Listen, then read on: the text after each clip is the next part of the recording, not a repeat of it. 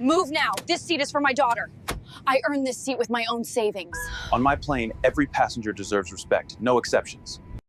In the bustling terminal of O'Hare International Airport in Chicago, a sharp voice cut through the murmur of boarding announcements and rolling suitcases. "Excuse me, young man, but you'll have to move. My daughter needs this seat now." The woman, impeccably dressed in a tailored blazer and pearls, loomed over a small boy seated in the first-class cabin of Flight 512 to San Francisco. Her tone was commanding, laced with an entitlement that made nearby passengers pause their conversations. The boy, no older than 10, glanced up from his tablet, his eyes wide but steady. What unfolded next on that ordinary Tuesday morning would turn a routine flight into a viral sensation, exposing raw nerves about privilege, prejudice, and the quiet power of standing one's ground. But to truly grasp the shock of the captain's intervention, you have to understand the storm that brewed before takeoff. Karen Whitaker was the epitome of self-made successor, so she liked to believe. A high-powered real estate developer from Dallas, Texas, she had clawed her way to the top of the luxury property market, flipping multi-million-dollar homes in upscale neighborhoods like Highland Park. At 48, Karen's life was a carefully curated display of wealth, designer handbags, exclusive country club memberships, and a social circle that revolved around galas and boardrooms. She traveled frequently for business, always in first class, and expected the world to bend to her whims. On this trip, she was en route to a conference in San Francisco with her 14-year-old daughter, Sophia, in tow. Sophia, a bright but introverted teen, was more interested in her phone's social media feeds than her mother's endless lectures on making it in a tough world. Karen had booked economy seats, this time a rare cost-cutting measure amid a dip in the market, but spotting an empty-looking spot in first class ignited her opportunistic streak. The boy in seat 1A was Jamal Thompson, a wide-eyed 10-year-old from a working-class neighborhood on Chicago's South Side. Jamal wasn't born into luxury. He lived in a modest two-bedroom apartment with his single mother, a dedicated nurse at Northwestern Memorial Hospital who often worked overtime to make ends meet. Jamal's father had passed away when he was a toddler, leaving his grandfather, retired Sergeant Marcus Thompson, as the steady male influence in his life. Sergeant Marcus, a Vietnam veteran now living in Oakland, just across the bay from San Francisco, visited every summer, filling Jamal's head with tales of discipline, honor, and the value of hard-earned achievements. "Son, life's not about what you're given," he'd say during their walks along Lake Michigan. "It's about what you build with your own two hands. And never let anyone diminish your worth." For Jamal, this flight was the culmination of 2 years of quiet determination. While his classmates spent allowances on video games and sneakers, Jamal squirreled away every penny, birthday gifts from relatives, chore money from neighbors, even coins found on the sidewalk, into a piggy bank hidden under his bed. His dream? To fly first class and surprise his grandfather, proving he'd internalized those lessons about self-reliance. After counting and recounting, he'd finally saved enough for the upgrade. His mother had helped him book it online, beaming with pride as he clutched the printed boarding pass like a golden ticket. "This is your seat, Jamal," she'd said at the gate, hugging him tightly. "You've earned it." As boarding wrapped up, Karen's eyes zeroed in on Jamal, sitting alone by the window. No parents in sight meant vulnerability, in her mind. She smoothed her skirt and approached with a saccharine smile that didn't reach her eyes. "Hello there, sweetie. Are you flying by yourself today?" Jamal nodded politely, remembering his grandfather's advice to always respect adults. Karen's smile widened, predatory. "Well, that's nice. But I think there's been a mistake. This seat is meant for my daughter. She's used to the best." Jamal blinked, confusion knitting his brow. He reached into his backpack and pulled out his boarding pass. "Ma'am, this is my seat. See, 1A. I paid for it with my own money." His voice was soft but firm, echoing the poise Sergeant Marcus had drilled into him. Karen glanced at Sophia, who hovered awkwardly in the aisle, her cheeks flushing red. "Mom, it's fine. There's another seat back there," Sophia whispered, mortified by the growing stares from other passengers. But Karen waved her off. "Nonsense. My girl deserves first class. She's practically royalty in our family, top of her class, captain of the debate team. Princesses don't sit in coach." The words hung in the air like a slap. A middle-aged businessman in the row behind adjusted his tie, exchanging incredulous glances with his seatmate. An older couple nearby murmured disapprovingly. Even the flight attendants, bustling with pre-flight checks, paused. Karen's implication was clear.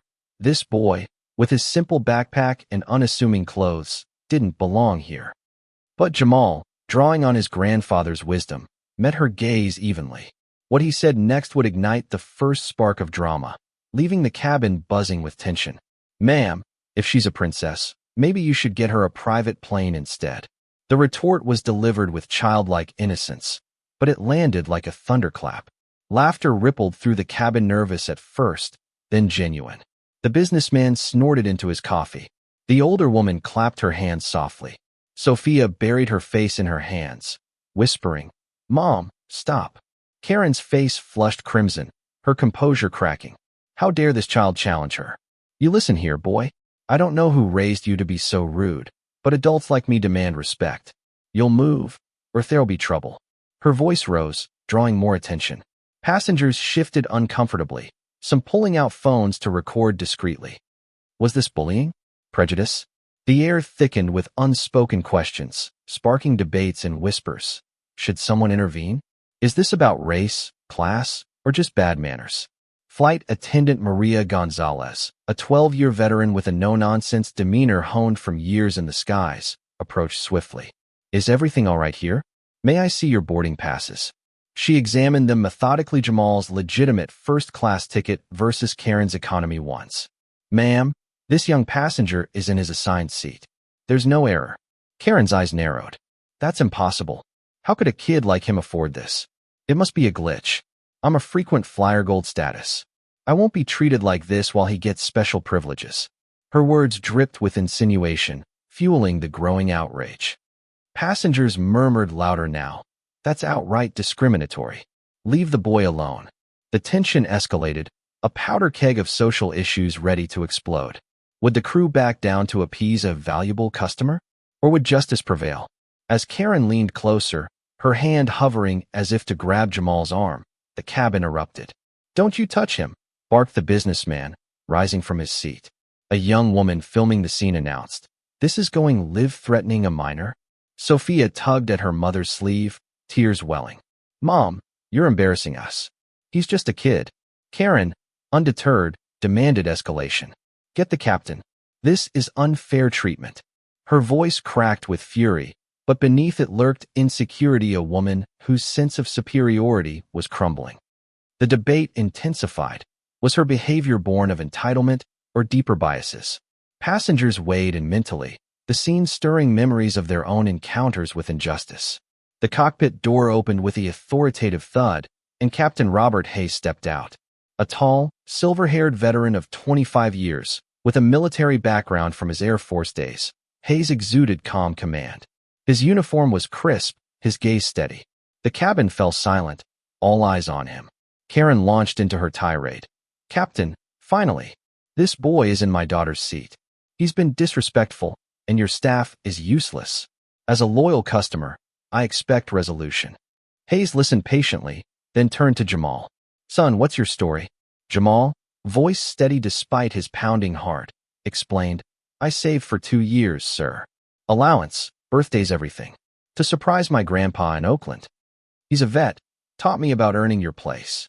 Hayes reviewed the passes, then studied a photo Jamal showed of Sergeant Marcus in uniform. Something clicked, the shared military bond. Turning to the cabin, Hayes addressed everyone. "Folks, on my plane, every ticket holder deserves respect, no exceptions for age, background, or anything else." Then, to Karen, "Ma'am, you're correct about one thing. A princess might need her own jet, but this seat is his. If you threaten him again, you'll be off this flight in handcuffs." The applause was deafening. Cheers echoed as Karen's world shattered. Humiliated, she slunk back to economy, Sophia trailing in shame. Passengers congratulated Jamal. "Kid, you've got more guts than most adults." Sophia paused, whispering an apology. "I'm sorry for her." "You're brave." Jamal nodded graciously. "It's okay. You didn't do anything wrong." As the plane taxied, the story didn't end. Videos hit social media, Hashtags like Coach Karen and First Class Kid trending nationwide. Karen's Dallas firm faced boycotts. Clients fled amid ethics probes. Headlines screamed, Dallas developers meltdown, racism or entitlement. Her empire crumbled, a cautionary tale of how prejudice poisoned success. Jamal landed to a hero's welcome from Sergeant Marcus, their reunion filled with laughter and pride. Boy, you showed him what real class means, the sergeant said, hugging him tight. Jamal's story inspired scholarships for underprivileged kids, airline training on bias, and national dialogues on equity. Years later, Jamal, now a teen, remained humble, his character unshaken. Sophia, pursuing social work in college, spoke out against family prejudices, crediting the incident as her awakening. Captain Hayes retired a legend, his stand a benchmark for leadership. In the end, Flight 512 proved that dignity triumphs over division, hard work over handouts, and courage over cowardice. A boy's quiet resolve reshaped lives, reminding us that true first class isn't a seat, it's how we rise when tested. What do you think about the themes of injustice and bullying in this story? Have you ever witnessed or experienced something similar? Share your thoughts in the comments below, whether you believe standing up always works, or if systemic changes are needed to combat such prejudices. I'd love to hear your stance and perspectives.